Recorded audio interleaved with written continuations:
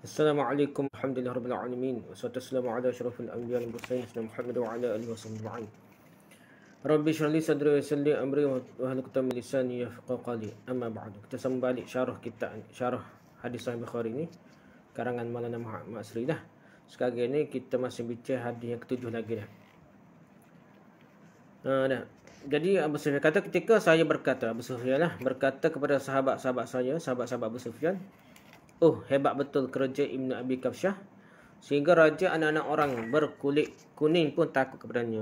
Jadi hari ini nak bincang tentang kenapa orang Arab memanggil orang Rom anak-anak yang berkulit kuning. Nota kaki ke 114 ni. Kenapa orang Arab memanggil orang Rom anak-anak orang berkulit kuning ni? Jadi maksudkan dengan anak-anak orang berkulit kuning itu ialah orang-orang Rom. Tetapi kenapakah mereka dikatakan anak-anak orang berkulit kuning? Orang Arab panggil gitu. Kenapa ni? Di bawah ini dikemukakan beberapa pendapat ulama tentang kenapakah mereka dikatakan sedemikian. Pendapat pertama, Ibnu Al-Ambari berkata, moyang mereka bernama Rum bin Aish telah berkahwin dengan putera Raja Habsyah. Hasil perkahwinan itu beliau mendapatkan anak-anak berwarna antara putih dan hitam. Kerana itulah beliau dikatakan Al-Asfar yang kuning. Dan anak-anak keturunannya pun dipanggil Banu Al-Asfar. Itu pendapat Al-Ambari lah. Tak tahulah kuat kata ni, tapi kita sebut belakang lah. Pendapat kedua pula, Ibnu Al-Ambari juga menukilkan pendapat bahawa pernah orang-orang Habsyah mengalahkan orang-orang Rom dalam peperangan. Akibatnya orang-orang perempuan Rom dijadikan hamba abdi dan disetubuhi oleh orang negro Habsyah. Hasilnya lahirlah anak-anak kacukan yang kulitnya berwarna antara hitam dan putih. Kerana itulah mereka dikatakan orang-orang kuning, Banu Asfar. Tak tahu betul mana dah. Kalau jadi form Melayu tu logik nah. Ni kuning, nak kata kuning pun lebih kepada putih lah. Pendapat ketiga, Ibrahim Al-Harbi berkata Banu Asfar itu dikaitkan dengan Asfar bin Rum bin Awisu bin Ishaq bin Ibrahim. Qadiyah berkata pendapat ini lebih baik daripada pendapat Ibn Al-Bari tadi dah. Kalau kita tengok tak logik mana dah. Kalau capur hitam dan putih bukan jadi kuning, jadi kelabu dah. Jadi pendapat ni kata kerana Asfar bin Rum dia dululah keturunan dia, tak tahu betul ke tak. Bin Aus bin Ishaq bin Ibrahim. Pendapat keempat, menurut satu pendapat lagi warna kulit Aish bin Ishaq bin Ibrahim sangat merah. Dia telah berkahwin dengan sepupunya yang anak Nabi Ismail. Hasil perkahwinan itu mereka dikurniakan 6 orang anak. Salah seorang daripadanya bernama Rum. Warna kulitnya sangat kuning. Anak cucunya kemudian menjadi ramai sehingga terbentuklah daripadanya satu bangsa yang dikenali sebagai bangsa Rom. Oleh kerana warna kulit Rom sangat kuning, anak cucu beliau kemudian yang dipanggil Banu Asfar atau anak-anak orang yang berkulit kuning. Ini pendapat keempat lah. Pendapat kelima, Ibn Hisham al-Islam al-Tijan, bahawa nenek Aisyu bin Ishaq, iaitu Siti Sarah AS, telah memakaikan perhiasan-perhiasan emas kepada cucunya Aisyu. Kerana kilangan emas dia kuning, itulah beliau digelarkan dengan Al-Asfar yang kuning. Jadi bukan kulit dia ni. Okey, perhiasan yang pakai ni. Pendapat Ibn Hisham dah. Lihat Fathul Bari jilid 1 muka 40, Umdatul Qari jilid 1 muka 81, Kasfur Bari jilid 1 muka 538. Jadi ini pendapat dah. Kita tak pergi pun boleh. Terbuka tak kemah Melana, tak kemah belakang lagi dah. Jadi kita tak pakai tak apa, sekadar kita tahu lah pendapat-pendapat dalam kitab. Habis itu tentang kenapa dipanggilkan kulit kuning dah orang repah ni. Anak orang kulit kuning dah. Okey, sejak itulah sambungin hadis dah. Sejak itulah saya mulai yakin bahawa dia Nabi SAW akan menang sehinggalah Allah memasukkan Islam ke dalam hatiku. Jadi dia tak masuk Islam lagi dah. Lepas perjanjian Hudaybiyah tu, lepas tu lah jumpa dengan Heraklius, lepas tu lah terdetik hati nak masuk Islam dah. Okey. Lepas tu Ibn An-Natur. Okey, riwayat Az-Zuhri kita baca pula. Nota kaki ni Ibn An-Natur. Riwayat Az-Zuhri yang berpunca daripada Ibn An-Natur. Bermula dari sini hingga ke akhir riwayat adalah cerita Az-Zuhri pula. Bukan riwayat Abu Sufyan katalah, Az-Zuhri pula kata dah. Tetapi ia masih lagi bersambung dengan isnad yang tersebut di permulaan hadis ketujuh. Sanad sama lagi dah. Sesetengah ulama terkeliru di sini apabila menghukum cerita Az-Zuhri ini sebagai mu'allaq. Hadis yang tidak bersanad di bahagian bawahnya. Tak betul dah. Bukan mu'allaq, hadis mu'allaq dia tak ada sanad dah. Tergantung tidak. Hadis yang sanad yang sama. Cuma cerita ni tidak lagi kata-kata Abu Sufyan tapi kata-kata Zuhri pula dah. Tak betul lah hak kata mu'allaq ni. Sesetengah ulama Maghribah ni, ulama-ulama di sebelah barat iaitu Morocco dan Andalusia lah. Di Morocco ni di sebelah Morocco lah sebelah kiri tepi Mesir, alik kiri Mesir lagi lah. Andalusia pula di Eropah, di Sepanyol lah. Pula berpendapat sanadnya ialah an Zuhri an Ubaidillah an Ibn Abbas an Abi Sufyan an Ibn Natur. Oh, kata begitu dah.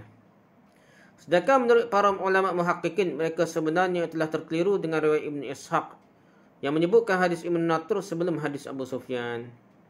Jadi dia kata orang sebelah barat ni tersilap dah. Bukan gitu dah. Sebenarnya Ibn Natur sebelum hadis Abu Sufyan dah.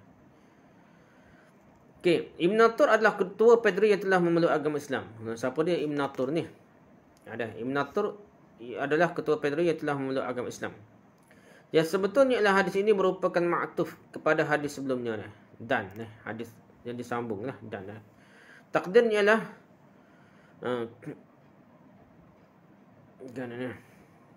An Zuhri qala akhbarani Ubaidullah fa dzakara hadis thumma qala Zuhri. Wa kana Ibn Natur bi hadisina yahdatsuna. Imam Zuhri bertemu dengan Ibn Natur di Syam di zaman pemerintahan Abdul Malik bin Marwan. Jadi cerita ni bukan kata-kata Abu Sufyan, ada kata-kata Az-Zuhri kerana dia sendiri kejumpa Ibn Natur, padri yang di Syam dah, yang telah masuk Islam dah. Itulah pada pemerintahan Abdul Malik bin Marwan. Beliau sendiri telah mendengar cerita itu dari mulut Ibn Natur yang pada ketika itu telah pun memeluk agama Islam. Natur itu bererti penjaga. Sesetengah ulama mengkhususkannya dengan penjaga kebun tamar. Setengah yang lain pula berpendapat artinya ialah penjaga kebun anggur. Ada kata kebun tamar, penjaga kebun tamar, ada kata penjaga kebun anggur. Perkataan ini bukanlah berasal daripada bahasa Arab. Natur ni bukan bahasa Arab dah. Bagaimanapun kemudiannya telah digunakan sebagai bahasa Arab. Tepat tu diasimilasi lah, digabung dalam bahasa Arab. Menurut riwayat Al-Hamawi, An-Nazur bukanlah An-Natur sebenarnya dah. An-Nazur. Itu pendapat tentang Ibn Natur dah. Jadi Ibn Natur adalah Gamna Ilya dan kawan Heraklu. Dah. Beliau juga merupakan ketua padri bagi orang-orang Kristian di Syam. Itulah di Syria. Jadi dia kentau ke kerajaan Islam lepas tu dah. Tapi nak jadi dia di Syam. Di Syria lah. Dia banyak lah. Satu Syam sampai Palestin ke Syam dah. Jordan, Palestin, Syria tu Syam dah ke dah. Okey. Ibn Natur seorang yang disegani dalam pemerintahan Heraklu dah. Keterangan Az-Zuhri ini menunjukkan Ibn Natur adalah seorang yang terkenal dan disegani dalam pemerintahan Heraklu, baik dari segi keagamaannya maupun dari segi kemasyarakatannya. Selain menjadi ketua padri di wilayah Syam, Ibn Natur ni, beliau juga merupakan Gubernur atau ketua menteri di Baitul Maqdis. Adalah dia ketua padri, dia juga ketua Gubernur dah, Gubernur atau ketua menteri di Baitul Maqdis dan kawasan-kawasan sekitarnya. Rangkai kata ketua padri adalah terjemahan bagi perkataan sukuf atau menurut setengah riwayat uskuf yang tersebut dalam matan teks asar tadi di atas lah. Itu ketua padri itu sebab sukuf ataupun uskuf. Perkataan ini berasal daripada bahasa Yunani episkopos. Bahasa Yunani ini episkopos jadi tukar ke Arab jadi sukuf ataupun uskuf. Dalam bahasa Inggeris disebut bishop lah, bishop. Ketua padri ya. Untuk semua perbincangan di atas saya lihat Fathul Bari jilid 1 muka 40, Umdatul Qari jilid 1 muka 80, Kashful Bari jilid 1 muka 541 hingga 543, In'amul Bari jilid 1 muka 273 hingga 274. Itu kitab rujukannya. Okey, beliau ni Ibn Natur menceritakan bahawa Heraklu pada suatu pagi setelah sampai di Ilya. Dikuasai Syirik. Itulah kuasa Turki ya.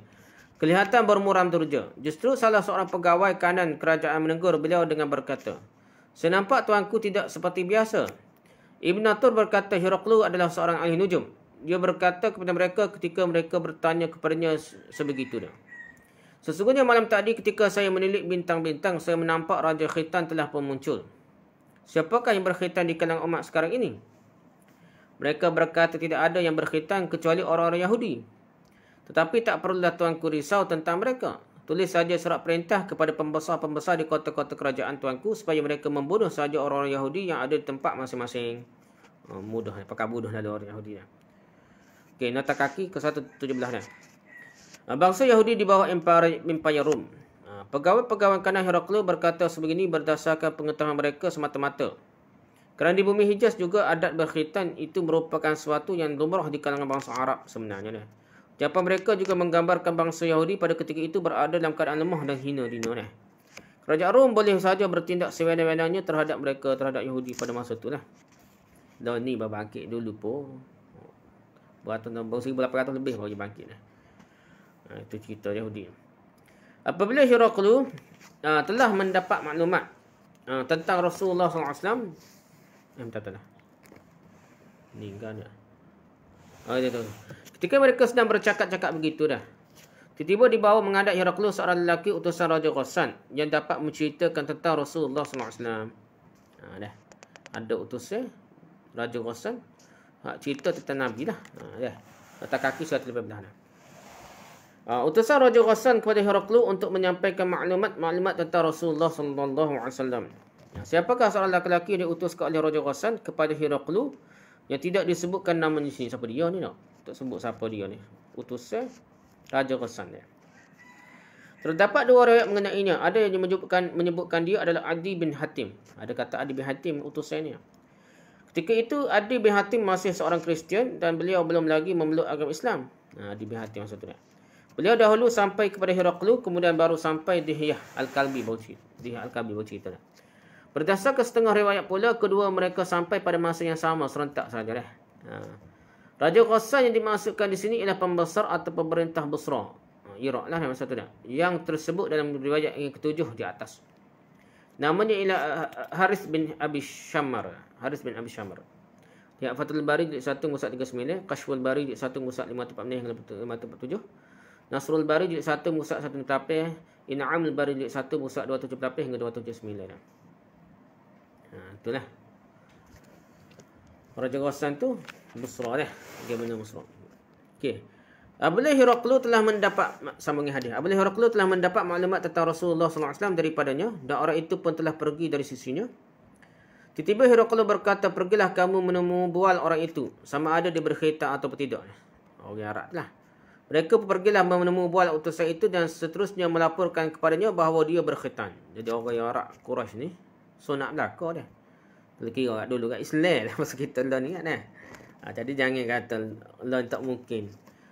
Tidak murtad lah, tidak sembah berhala, sembah kubur tu serupa dengan sembah berhala juga lah. Jadi berlaku pada umat kita ni seperti mana orang Arab dulu lah. Arab Quraisy tu kita sunat-sunat hak benda-benda hak ada gitu je buat dah. Cuma ni dia tambah dengan berhala jadi syirik.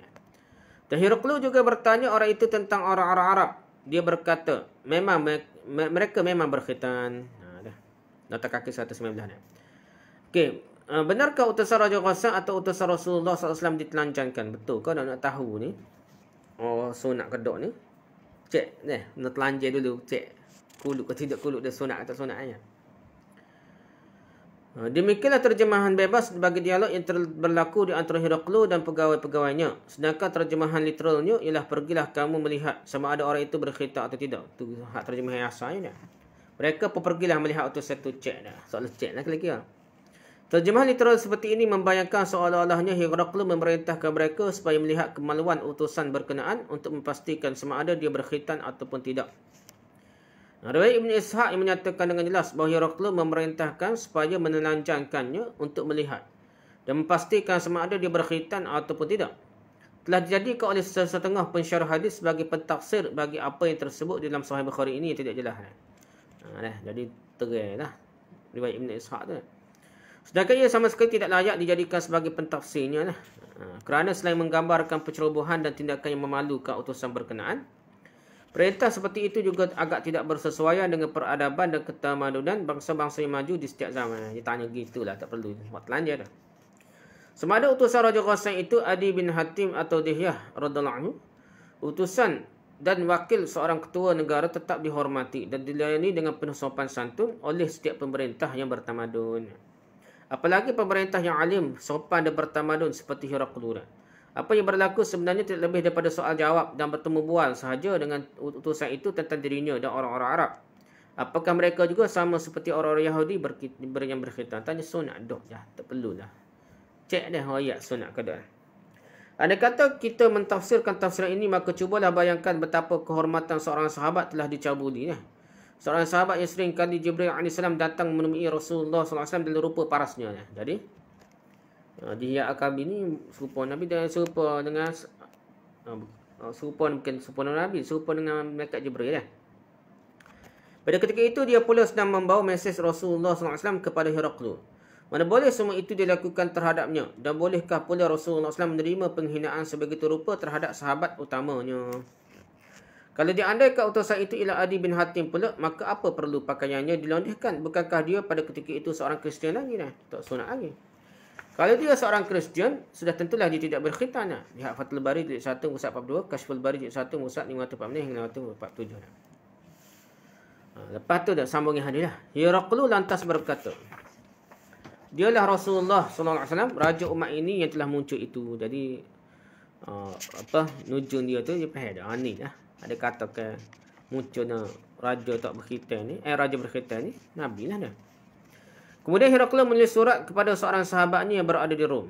Ya, atas surat ke Rom di Heraklu dah. Letak kaki ke 120 dah. Di manakah terletak Rom sebenarnya dah? Dia tu ke Rom timur dah, ke Rom dah, kerajaan Rom dah, tapi atas surat ke sahabatnya di Rom dah. Rom adalah ibu negara Itali sekarang dah. Ia juga terkenal dengan Rom besar. Rom besar. Pada ketika itu Romlah menjadi pusat bagi seluruh penganut Kristian. Masa tu ibu pejabat agama Kristian ni, seluruh dunia ni tetap Rom lah. Wilayah Syam, Palestin dan lain-lain yang berdekatan dengannya semuanya telah ditakluk dan dijajah oleh kerajaan Rom sebenarnya dah. Kerana itu ia juga kadang-kadang dikatakan Rom. Kemudiannya Rom yang merupakan ibu negara Itali dan pusat keagamaan penganut Kristian itu tidak lagi menjadi pusat bagi keseluruhan pemerintahan kerajaan Rom. Lepas tu tak jadilah, pecah negara dia lah. Konstantinopel pula dijadikan mereka sebagai pusat pemerintahan kedua selepas Rom. Heraklu telah pun menetap di Konstantinopel dah. Di wilayah Syam pula beliau telah membangunkan Hims sebagai sebuah bandar utama. Di Hims juga ada istananya. Rujuk Kashful Bari jilid 1 muka 548 hingga 549. Ada istana Raja Rom di Syam lah, di Syria lah. Di Turki ke Syria lah. Itulah lah. Seterusnya, sambungin hadis. Sahabatnya itu seorang yang berpengetahuan setanding dengannya. Dia sama alim dengan Heraklu dah, sahabat dia di Rom dah. Siapakah Paus di Rom pada ketika itu dah? Letak kaki ke satu persatu dah. Sahabat Heraklu yang berada di Rom itu bernama Dugatir. Dugatir dah. Dia adalah ketua padri atau Paus bagi seluruh penganut agama Kristian pada masa itu dah. Ketua seluruh agama Kristian dah. Pengetahuan Heraklu dikatakan setanding dengan sahabatnya yang merupakan Paus tu, sama-sama alim lah. Sama-sama tok guru besar dah, kita kata dah. Ni telah tok guru di pemerintah pula dah. Heraklu dah. Okey, sambungin hadis pula. Seterusnya Heraklu berangkat ke Hims. Nah. Sebelum lagi beliau keluar dari Hims, surat balas dari sahabatnya telah pun sampai dah. Siapa dah nak pergi ke Hims tu di Syria dah. Lepas tu surat hantar balik daripada Rom tu siapa ke dia dah. Dalam surat itu dah, dia menyatakan persetujuannya dengan pendapat Heraklu tentang kemunculan Nabi SAW dan bahawa baginda SAW benar-benar seorang Nabi. Jadi Dugatir ni, Paus di Rom tu telah mengaku betul dah Nabi sungguh ni surat. Nabi Muhammad SAW Nabi sungguh dah, Nabi akhir zaman sungguh. Kita letak kaki ke 122 dah. Walaupun melalui surat balasnya, sahabat Heraklu itu telah menyatakan persetujuannya dengan pendapat Heraklu tentang kemunculan Nabi SAW dan bahawa baginda SAW benar-benar seorang Nabi, namun dia pada ketika itu belum lagi menyatakan keislamannya kepada orang ramai lagi. Jadi Dugatir pun tak istihar lagi Islam. Tidak dapat dipastikan siapakah yang membawa surat Heraklu kepada sahabatnya itu pada kali ini. Adakah dia ataupun orang lain, tak tahulah siapa dia dah.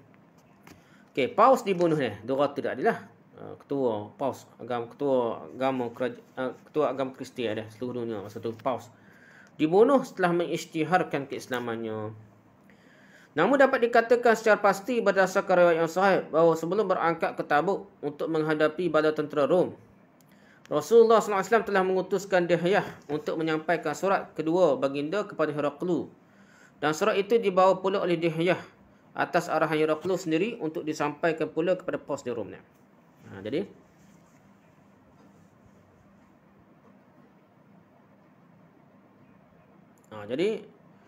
surat tu Surat kedua baginda tak ada, surat pertama tak ada, surat kedua pula hantar ke Heraklius. Lepas tu dia bawa surat tu bawa ke Rom pula dah. Paus di Rom pula dah. Dah dia kata kita lebih kurang nak riwayat tu dah. Apa yang tidak dapat dipastikan pula pada kali ini ialah adakah Paus pada ketika itu masih lagi Duratir ataupun orang lain. Tak tahulah. Kali kedua tu Duratir lagi ke ketua agama Kristian itu. Duratir lagi atau orang lain. Walau bagaimanapun dapat dipastikan bahawa Paus yang menerima surat Rasulullah SAW dikirimkan kepada Heraklius melalui Dihiyah itu telah memeluk agama Islam. Setelah membaca surat tersebut dan menyatakan keislamannya secara terbuka di hadapan orang ramai. Dia berani. Dia istihar depan ramai dah. Tak takut mati dah. Beliau malah menyeru pengikut-pengikutnya supaya turut memeluk agama Islam sama dah. Pakai masuk Islam belakang lah ni. Walaupun ada ajaran Wahdatul Wujud. Dia ada dah masa Trinity dia. Tapi bila-bila gitu pun dia kata betul tu. Ni Nabi akhir zaman dah. Suruh masuk Islam belakang lah. Kerananya beliau telah dibunuh dan syahid di tangan pengikut-pengikutnya sendiri dia. Anak murid bunuh Tok Guru lah. Lihat Fathul Bari jilid 1 muka surat 42 hingga 43, Umdatul Qari jilid 1 muka surat 98 hingga 99, Kashful Bari jilid 1 muka surat 549 hingga 550. Habis itu sambung yang hadis lagi. Heraklius mengizinkan kepada pembesar-pembesar kerajaan Rom untuk hadir ke istananya di Hims. Kemudian beliau mengarahkan agar pintu-pintunya ditutup. Lalu beliau muncul di tempat tinggi untuk berucap. Ni pula Raja Heraklius tadi Duratir ataupun Tok Guru besar di Rom ni mati dah king ucap ni. King masuk Islam. Hak ni pula cerita pasal Heraklius pula. Dia pun naik tempat tinggi untuk berucap. Okey, nota kaki ke 123 dah. Tujuan Heraklius mengundang pembesar-pembesar kerajaannya ke istana. Panggil habis menteri-menteri pegawai-pegawai dia masuk istana lah. Tujuan Heraklius mengundang mereka ke istananya ialah untuk menyatakan keperluan mereka menerima Nabi Muhammad SAW sebagai Nabi yang terakhir dan memeluk agama Islam jika mereka mahukan keselamatan di dunia dan di akhirat. Itu asas dia.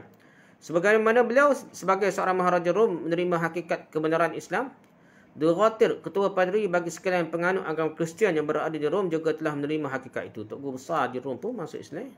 Lepas tu kena bunuh dia. Fikih Heraklius dengan adanya kesepakatan di antara pemimpin agung negara dan pemimpin terbesar agama, pembesar-pembesarnya akan menerima dengan senang hati cadangannya itu. Rupa-rupanya tidak sebegitu. Mereka tidak dapat menerimanya. Apa yang berlaku ialah seperti tersebut dalam hadis tersebut lah. Dan seterusnya dah. Maksudnya kacabila huru-hara dah.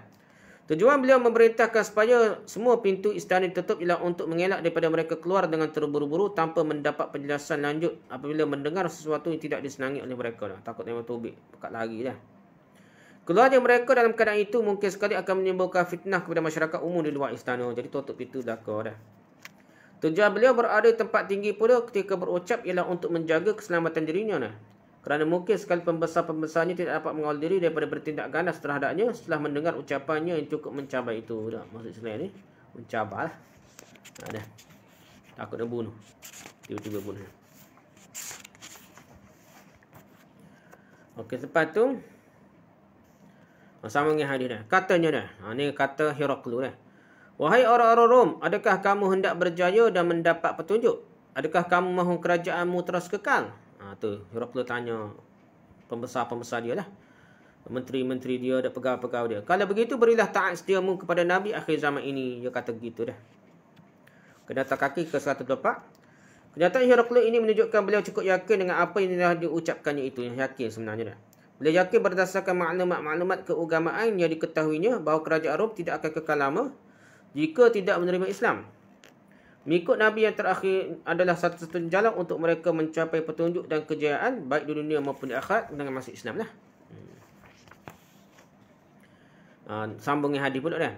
Sebaik sahaja mereka mendengar ucapan Heraklius tersebut, mereka menjadi liar seperti keldai-keldai hutan dan terus berkejaran ke pintu dia. Tetapi pintu-pintu didapati terkunci. Nota ke 125 ni. Pada pandangan pembesar-pembesar kerajaan dengan bertindak sebegitu, berarti Heraklius hendak merampas kebebasan mereka dan mahu menjadikan mereka hamba bangsa Arab. Kira jadi hamba bangsa Arab. Itulah sebabnya mereka dengan pantas berkejaran ke pintu-pintu. Keliaran mereka itu diumpamakan dengan keldai yang sangat terkenal dengan kebodohannya. Keldai pula, keldai hutan yang terkenal dengan kepantasan lariannya apabila terkejut. Nak ayat bodoh ni.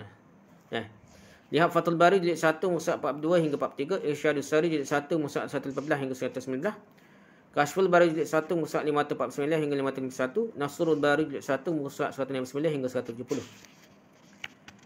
Habis itu sama hadis pula dah. Apabila Heraklius melihat keliaran mereka terhadap Islam dan tidak ada harapan lagi mereka akan beriman, beliau pun berkata, kembalikanlah mereka padaku. Selanjutnya beliau berkata, sebenarnya saya berkata sebegitu untuk menguji keteguhan kamu di atas agamamu, dan telah pun saya lihat. Mereka pun bersujud dan berpuas hati dengannya. Begitulah akhirnya keadaan Heraklius. Dah. Habis hadis. Itu dah. Habis hadis tu. Nota kaki ke satu depan pula. Begitulah akhirnya keadaan Heraklius, tidak berarti beliau terus meninggal dunia selepas itu dah. Bukan betul mati. Ia sebaliknya menyatakan keadaan Heraklius telah menerima seruan Islam daripada Nabi SAW sendiri. Dan segala peristiwa yang ada mengena dengannya di peringkat permulaan dakwah Islam kepadanya. Keadaan Heraklius terus berbelah bagilah. Dari waswah gitu. Maksudnya dia takut ke rakyat, takut ke menteri dia. Walaupun kebenaran Islam dan kebenaran Nabi SAW sebagai Nabi terakhir telah terbukti dengan jelas kepadanya, namun beliau tetap tidak beriman demi menjaga takhta dan demi mengekalkan pengaruhnya. Kadang ke anak buah dia. Kadang Tok Guru sesak ni kan anak buah ada dah. Anak buah puji Tok Guru dia, siapa Tok Guru dia? Melangit dah. Hanyut terbang patah langit dah. Lepas tu sesak barat dari Tok Guru sebab anak murid. Begitu juga pemerintah. Tak boleh tegur ni pemerintah ni. Dia jadi bos atas kak. Pemerintah ketua kak apa kak. Puji semacam dah. Betul semacam lah sekali jadi semakin sesak, semakin jahat ni. Kadang ni bukan kisah salah pemerintah saja, kisah salah pengampu mereka dah. Begitu juga Heraklius dah. Mungkin juga beliau tertekan atau takut akan dibunuh seperti sahabatnya yang merupakan ketua padri di Rom jika memeluk Islam. Takut nak bunuh pun ada juga dah. Heraklius masih lama memerintah setelah itu dah. Lepas peristiwa tu lama lagi merintah dah. Peperangan demi peperangan telah berlaku di antara tentera Rom dan tentera Islam di zaman pemerintahannya lagi. Perang Mu'tah pada tahun ke-8 Hijrah ni, dan perang Tabuk pada tahun ke-9 Hijrah adalah antara perang yang berlaku semasa Rasulullah SAW masih hidup lagi dia. Beliau juga dalam pada itu sempat mengirimkan emas kepada Rasulullah SAW. Setelah menerimanya, Nabi SAW terus membahagi-bagikan emas itu kepada para sahabatnya. Beri juga emas ni. Emas pun Nabi bagi habis. Tak kira lah dah. Namun tak awal. Sebelum berlaku peperangan Tabuk, Nabi SAW telah mengutuskan surat kedua baginda kepada Heraklius. Antara kandungan surat tersebut ialah Nabi SAW menyuruhnya dan pengikut-pengikutnya kepada Islam. Atau jika mereka tidak mahu memeluk Islam, mereka hendaklah bersedia membayar jizyah kepada pemerintahan Islam. Jika kedua-dua cadangan itu ditolak, maka tiada lagi jalan lain selain perang. Setelah itu dibaca oleh Heraklius di hadapan pembesar-pembesarnya. Surat itu dibacalah.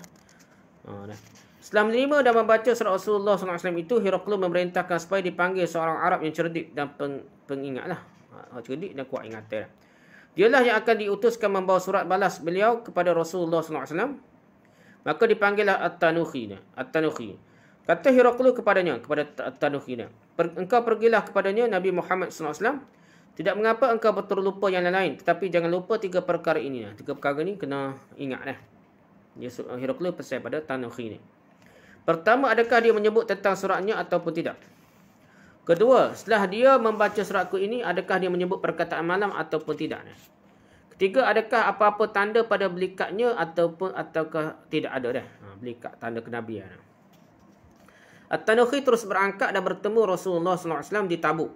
Setelah memperkenalkan dirinya, Rasulullah SAW berkata kepadanya, wahai At-Tanuhi, tidakkah engkau tertarik dengan agama Hanif, agama moyangmu Ibrahim?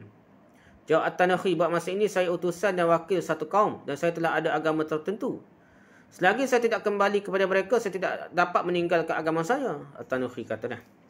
Nabi SAW ketawa apabila mendengar kata-katanya itu. Lalu baginda membaca firman Allah berikutnya. Innaka la tahdi man ahbabta walakinna Allah yahdi man yasha wa huwa alim bil muhtadin. Bermaksud, sungguhnya engkau wahai Muhammad tidak dapat memberi petunjuk kepada siapa yang engkau kasihi. Tetapi Allah jualah yang dapat memberi petunjuk kepada sesiapa yang dikehendakinya. Dan dialah yang lebih mengetahui tentang orang-orang yang mahu menerima petunjuk. Surah Al-Qasas ayat ke-56 dah. Nabi baca ayat tu dah. Lepas Tanuhi jawab gitulah. Dah.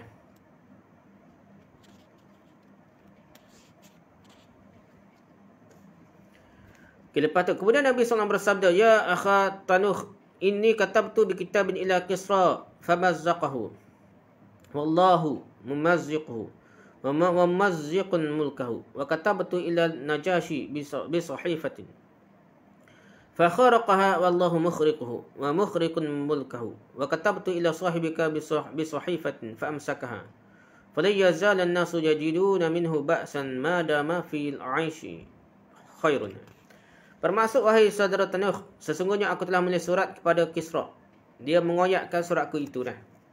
Raja di Iran ni. Kerajaan itulah. Kerajaan Parsi di Iran ni. Kisra raja dia. Dia mengoyakkan suratku itu kerananya Allah telah akan mengoyakkannya dan kerajaannya. Jadi kerajaan dia koyak dan dia pun koyak dah. Mati belakalah. Aku juga telah menulis surat kepada Najashi, dia mengoyaknya. Kerana Allah akan mengoyaknya dan kerajaannya dah. Tak tahulah Najashi hak mana ni, Najashi hak baru hak dulu tu masuk Islam dah. Dan aku juga telah menulis surat kepada rajamu, dia menyimpannya dengan baik. Sebab itu kuasa dan pengaruhnya akan terus kekal selagi ada kebaikan dalam kehidupan rakyatnya. Jadi Rom ni dulu lagi Eropah ni sebenarnya bila-bila gitu pun dia ada buat baik dengan rakyat dia dah. Dia tidak Nabi pun sebut gitu dah. At-Tanukhi berkata, ini adalah perkara pertama dah. Beliau terus mencatat. Pertama tu Heraklius tanya pasal Nabi sebut pasal surat tu, dia sebut dah. Beliau terus mencatatnya dah. Setelah itu dibacakan surat Heraklius di hadapannya dah. Di hadapan Nabi lah. Tanukhi baca dah. Di dalamnya Heraklius ada menulis, engkau menyuruhku kepada syurga yang luasnya seluas langit-langit dan bumi. Ia disediakan untuk orang yang bertakwa. Kalau begitu, di mana pula letaknya neraka? Mendengar pertanyaan Heraklius itu kepada Nabi SAW, terus bersabda, dan Nabi SAW pun terus bersabda, Subhanallah, kemanakah perginya malam apabila datangnya siang? Jadi Nabi jawab gitu, ada sebut malam lah. Ada sebut malam. Perkara kedua lah. Sebut malam ke tidak. Tanukhi berkata, ini sudah perkara kedua. Kena disebut. Aku terus mencatatnya. Setelah selesai surat Heraklius dibacakan di hadapan Rasulullah SAW, baginda bersabda, oleh kerana engkau seorang utusan, engkau sepatutnya berhak mendapat sesuatu hadiah. Disebabkan kami sekarang ini sedang dalam perjalanan, tidak dapatlah kami berikan sesuatu kepadamu. Mendengar sabda Rasulullah SAW itu, Uthman terus membawakan sepasang persalinan safuriyah. Sepasang persalinan safuriyah. Macam kita kata cenderahati lah dah safuriyah. Tu Nabi cenderahati ni, dia kata persalinan safuriyah kepada pembawa utusan lah.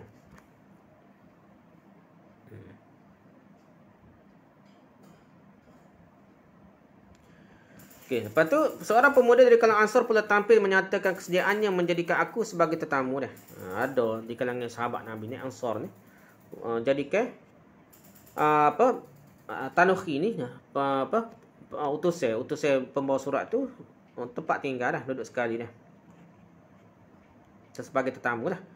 Ketika aku telah bangun untuk pergi, Tanukhi kata, ketika aku telah bangun untuk pergi, tiba-tiba Rasulullah SAW memanggilku dan bersabda. Nabi katakan, sempurnakan apa yang disuruh engkau melakukannya. Sambil baginda mengisyaratkan padaku supaya pergi ke arah belakangnya dah. Jadi, apabila aku pergi ke belakangnya, ketika itu beliau melepaskan kain yang menyeliputi tubuhnya dari belakang dah. Kain itu terjatuh lalu aku nampak dengan jelas cop kenabian pada belikat Nabi dah. Entah belikat Nabi lah, belakang belikat Nabi. Bagaikan benjol, kesan bekam yang besar dah. Benjol kesan besar, bekam yang besar dia ada dah. Nabi ada bekas cop kenabian lah. Jadi dia boleh royak ke Heraklius lepas ni. Okey, kedudukan hadis Tanukhi. Hadis At-Tanukhi ni. Kuat setara mana? Hadis Tanukhi utusan Heraklius kepada Rasulullah SAW ini gharib. Lemah lah. Dan isnadnya dhaif. Kerana majhulnya Sa'id bin Abi Rashid. Tak kenal siapa dia Sa'id bin Abi Rashid dalam perawi dia. Tidak ada orang lain meriwayatkan hadis daripadanya selain Abdullah bin Utsman bin Khuzaim. Dan dia penirat ni seorang Abdullah bin Utsman bin Khuzaim, ketua besar lah Sa'id bin Abi Rashid ni. Dan tidak ada tokoh rijal dari kalangan mutaqaddimin mengatakan Sa'id bin Abi Rashid thiqah. Tu masalah lagi dah. Selain Ibn Hibban saja. Ibn Hibban saja ni tasahul lah dia ni. Jadi dia saja hak kata Sa'id bin Abi Rashid ni thiqah. Orang lain tak sebut lah. Tak sebut dah. Kerana tak kenal Ibn Hibban, tak kenal apa, tak ada kritik ke thiqah gitu. Mudah lah Ibn Hibban ni. Selain At-Tanuhi, semua perawinya adalah perawi hadis yang sahih atau sekurang-kurangnya hasan. Jadi selain At-Tanuhi itu okey belaka dah. Semuanya sahih belaka dah. Mungkin selain inilah Sa'id bin Abi Rashid ni. Semasa bertemu Nabi SAW di Tabuk, At-Tanuhi belum lagi memeluk Islam ni. Beliau memeluk agama Islam setelah wafat Nabi SAW. Tetapi meriwayatkan hadis ini setelah memeluk agama Islam lah. Para ulama hadis menjadikan hadis ini sebagai contoh bagi hadis mursal muttasil. Mursal muttasil ni. Itu hadis orang-orang yang bertemu Rasulullah SAW ketika dia masih belum Islam lagi, tetapi telah mendengar suatu hadis ketika itu. Jadi dia ni kira mursal, tapi kira muttasil macam sahabat. Pasal dia jumpa Nabi. Kemudian dia memeluk agama Islam selepas kewafatan baginda SAW dan meriwayatkan apa yang telah didengarinya daripada Nabi SAW macam sahabat ni. Dia bukan sahabat sebab dia tak masuk Islam lagi masa Nabi wafat ni. Lepas Nabi wafat baru dia masuk Islam dan dia dengar tu masa Nabi hidup lagi, dipanggil mursal muttasil. Orang seperti ini meskipun dihitung sebagai tabi'in, tapi apa yang diriwayatkannya dihukum sebagai hadis muttasil, bukanlah hadis mursal macam hadis mursal lain sebab dia jumpa Nabi sungguh. Bagi penulis hadis ini memanglah tidak sampai ke peringkat hadis yang sahih, tetapi tidak juga ia hadis yang sangat dhaif, bukan dhaif sangat Walaupun terdapat sedikit nakarah pengingkaran nakarah pada satu dua tempat, oleh kerana terdapat berapa seluruh riwayatnya dan terdapat juga syawahidnya sokongnya syahidnya sahabat biasanya, ia boleh meningkat naik ke peringkat hadis hasan lagi hasan di ghairihi pelikukan itulah sebabnya Ibn Katsir telah mengemukakannya, mengatakan ini adalah hadis gharib. Tiada masalah dengan isnadnya, la ba'sa bihi. Gharib tapi la ba'sa bihi tidak ada masalah dengan isnadnya. Hanya Ahmad meriwayatkannya. Al-Hassami pula setelah mengemukakannya mengatakan ia diriwayatkan oleh Abdullah bin Ahmad dan Abu Ya'la. Perawi-perawi Abu Ya'la thiqat. Demikian juga perawi-perawi Abdullah bin Ahmad anak pada Imam Ahmad Antara sebab hadis ini mungkin dikatakan mungkar ialah kerana tersebut dalamnya aku juga telah menulis surat kepada Najasyi. Ini mungkar ni peliklah. Dia mengoyakkannya. Kerananya Allah akan mengoyakkannya dan mengorak kerajaannya. Ini mungkar.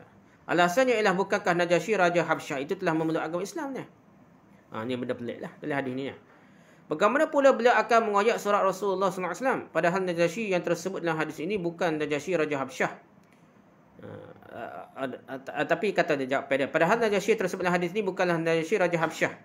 Dia telah memeluk agama Islam itu dan telah meninggal pada tahun ke-7 Hijrah lagi. Dia kata Najasyi lain ni, naik raja lain pula Ini adalah Najasyi lain yang memerintah selepas kewafatan Najasyi yang masuk Islam tersebut Antara buktinya ialah hadis Muslim berikut.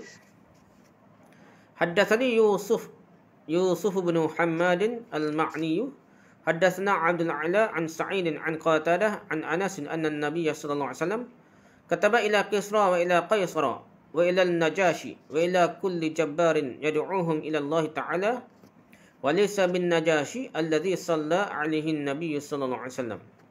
Termasuk Anas meriwayatkan bahawa Nabi sallallahu alaihi wasallam telah menulis surat kepada Kisra. Nabi tulis surat pada Kisra, raja Persia Qaisar itulah raja Rom Najasyi raja Afrika dan semua penguasa dan pemerintah Nabi atas surat belaka Beliau menyuruh mereka kepada Allah. Najasyi itu bukan Najasyi yang Nabi SAW telah menyembahyangkan jenazahnya itu. Hadis riwayat Muslim Najasyi ini bukan Najasyi yang mula-mula tu. Masuk Islam mati dulu. Dia mati tahun 7 Hijrah. Namun begitu keterangan dalamnya yang menyatakan Heraklius menghimpunkan pembesar-pembesarnya dalam istana. Kemudian berlaku hampir-hampir sama seperti yang telah berlaku apabila Heraklius menerima surat pertama Nabi SAW yang membacakannya di hadapan mereka pada tahun ke-7 Hijrah. Itu mungkin boleh dibilang sebagai nakarah yang terdapat dalam hadis ini. Takut tak mati lagi Atau ia dianggap sebagai waham perawi saja, kesilapan perawi Mengatakan peristiwa yang betul-betul serupa telah berlaku 2 kali agak sukar untuk terima. Wallahu a'lam gitu 2 kali surat kau gapo wallahu a'lam. Okay, untuk semua perbincangan di bawah berapa tajuk di atas sila lihat Fathul Bari jilid 1 muka surat 43, Musnad Ahmad jilid 24 muka surat 416 hingga 414 dan jilid 27 muka surat 242 hingga 244, Musnad Abi Ya'la jilid 3 muka surat 170, Al-Fathur Rabbani jilid 21 jilid ke-21 muka surat 198 hingga 200, Majma' Az-Zawaid jilid 8 muka surat 177 hingga 179, Al-Bidayah wan Nihayah jilid 3 muka surat 99 hingga 14, Al-Isabah jilid 4 muka surat 306, Tabaqat Ibnu Sa'ad jilid ke-8 muka surat 95, Kashful Bari jilid 1 muka surat 551 hingga 553 Itu rujukan itulah bagi pengkaji-pengkaji. Okay, habis itu dah. Seterusnya dah, ni cerita pasal perawi lah. Abu Abdullah ni Imam Bukhari berkata. Imam Bukhari berkata, Salih bin Kaisan, Yunus dan Ma'mar turut meriwayatkannya daripada Az-Zuhri. Jadi ada sokongan hadis ni, kuatlah. Salih bin Kaisan, Yunus dan Ma'mar meriwayatkan daripada Zuhri, guru yang sama lah. Okey, riwayat mutaba'at bagi hadis ketujuh. Ni kira mutaba'at lah. Kalau syahid tu sahabat ni. Mutaba'at ni perawi selepas sahabat lah. Imam Bukhari mengemukakan nama-nama perawi lain sebagai mutabi' kepada Syu'aib daripada Az-Zuhri. Mereka ialah Salih bin Kaisan, Yunus dan Ma'mar. Tiga orang dia. Salih bin Kaisan, Yunus, lepas tu Ma'mar. Anak murid kepada Zuhri. Riwayat Salih bin Kaisan dapat dilihat pada hadis-hadis nombor 51, 2981, 2940, 2941 ni. Jadi perawi yang sama Salih bin Kaisan ni. Jadi Imam Bukhari terimalah. Riwayat Yunus dapat dilihat pada hadis bernombor 2804, 3174, 1260. Riwayat Ma'mar pula dapat dilihat pada hadis bernombor 4553 ni. Jadi hadis kita pasal hadis ni cerita hadis yang sama tapi tempat lain, dia berbuh perawi lain. Tak berbuh nama Syu'aib lah. Syu'aib dia perawi ni hadis ni, tapi berbuh perawi lain. Salih bin Kaisan pada takdilah hadis tadi. Yunus pada hadis lain, Ma'mar pada hadis lain, nombor lain dah. Ma'mar salah 4553. Ni cara Bukhari lah. Kalau kita ngaji Bukhari betul, kita nak tahu benda ni. Saling sokong menyokong hadis ni. Riwayat Syah ini dikemuka pada dua tempat lagi oleh Bukhari tapi dengan ringkas. Hadis tempat lain tu jadi ringkas. Iaitu pada hadis bernombor 2978 dan 7190. Tapi hadis dua tempat lain tu ringkas, tidak sepanjang ni. Ini panjang lagi lah berbanding hal lain lah. Okey, ngelah sekali baru bincang kesesuaian hadis ketujuh dengan tajuk bab. Bab apa? Al-abwab at-tarajim ni. Menerusi hadis ini, Imam Bukhari hendak mengaitkan permulaan wahyu dengan permulaan penerimaan wahyu di kalangan bangsa asing, iaitu Maharaja Rom. Dan ketua bagi sekalian padri, yang ni pos di Rom. Nak kait dengan Raja Rom, Maharaja Rom dan pos dia. Permulaan wahyu lah. Hadis ini menggambarkan reaksi dan kesan daripada wahyu yang diutuskan kepada bangsa Rom melalui surat baginda sallallahu alaihi wasallam. Ia sangat jelas kelihatan, tapi bukan zaman Nabi turun wahyu pada peringkat pertama. Wahyu ni nak kait dengan kerajaan Rom dah. Seolah-olah mereka baru terima wahyu lah. Kerajaan Rom ni. Sama ada Maharaja Rom atau pepas di Rom ni. Ia sangat jelas kelihatan kerana wahyu mengandungi momentum kehebatan yang meninggalkan impak yang luar biasa seperti mana telah dijelaskan sebelum ini. Ada kesan yang menancap, impak yang hebat lah. Dan kesan kehebatan tersebut lebih dirasai lagi oleh sesiapa yang mula-mula menerimanya. Hadis ini juga menggambarkan peribadi Nabi SAW dan ajaran yang dibawanya semenjak awal lagi melalui lidah seorang musuh utama baginda yang merupakan ketua orang-orang kafir Quraisy pada ketika itu. Orang kafir Quraisy, Abu Sufyan lah ni ceritanya. Tadi tentang Nabi ni, hebat Nabi ni diceritakan oleh musuh dia sendiri, tapi patut masuk Islam lah. Musuh Nabi sendiri, ketua kafir Quraisy. Peribadi bagi dia terbukti sangat mulia. Ajarannya juga ternyata satu ajaran yang luhur. Lihat Umdatul Qari jilid 1 muka surat 79, Kashful Bari jilid 1 muka surat 553 hingga 554. Okay, isyarat penamat bab Bara'atul Ikhtitam dah. Jadi nak masuk bab lain ni kita ni, lepas ni masuk bab iman ni kata-kata. Masuk kitab iman ni. Jadi nak masuk kitab iman ni, dia Bara'atul Ikhtitam ni dia ada macam penutup penamat bab lah, penamat bab ni. Bara'atul Ikhtitam isyarat penamat bab bagi bab permulaan wahyu lah.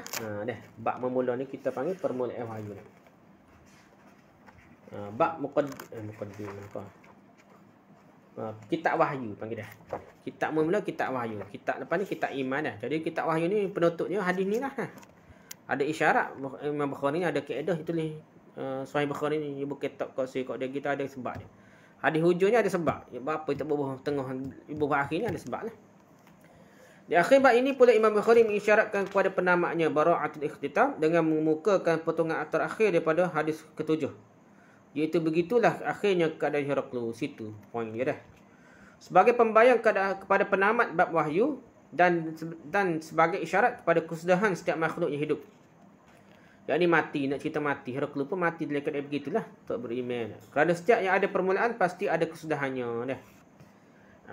Bara'atul Ikhtitam ni Isyarat penamat bab ni bara'atul ikhtitam merupakan salah satu perkara yang termasuk dalam metodologi. Metod cara lah Sahih Bukhari ya. Imam Bukhari di akhir setiap kitab ni tajuk utama bab akan mengemukakan sesuatu hadis atau suatu perkataan atau suatu potongan hadis yang mengisyarat kepada tamatnya, habisnya, berakhirnya atau selesainya bab berkenaan. Beliau juga bermaksud mengingatkan dirinya sendiri dan para pelajar yang menggunakan kitabnya ini kepada kematian yang merupakan perakhiran bagi kitab kehidupan. Lihat Fathul Bari jilid 1 muka surat 44, Lami'ud Darari jilid 1 muka surat 532. Cerita bab mati juga dah. Kita punya mati maulid lah. Jangan kita tahu kebenaran macam Heraklu tapi tak masuk Islam dah. Jadi kita kena sabarlah walaupun mati dah. Inti sirah hadis. Antara pengajaran, panduan, pedoman dan hukum yang dapat diambil daripada hadis ini. Hadis ketujuh kita bincang panjang bukan main ni. Apakah pengajaran dia dah? Pertama, kaedah penulisan surat yang diutus khusus untuk mengajak orang-orang kafir untuk memeluk atau menerima Islam haruslah dikarang dengan menggunakan gaya bahasa yang lemah lembut. Bukan beki lah. Jadi nak memujuk lah dakwah dah. Jadi surat hantar ke kerajaan-kerajaan lain untuk ajak masuk Islam ni dah ditulis dengan penuh hikmah, gaya bahasa yang lemah lembut. Bukan beki ni. Bukan nampak paksa dah. Yang kedua, setiap surat baginda sallallahu alaihi wasallam dimulakan dengan Bismillahirrahmanirrahim. Walaupun ia diutuskan pada orang-orang kafir. Orang kafir pun Nabi guna Bismillahirrahmanirrahim dah. Yang ketiga, pengkhabaran tentang agama walaupun hanya disampaikan oleh seseorang individu sahaja wajiblah diterima. Sekiranya individu tersebut terbukti adalah seorang yang amanah.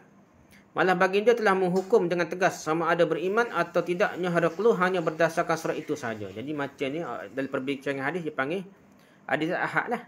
Kalau sore pun kalau hadis tu dipastikan sahih, jadi kena terima dia, tak boleh tolak, tak boleh kata tak boleh percaya ni sore dia. Tak boleh percaya hadis dhaif ni.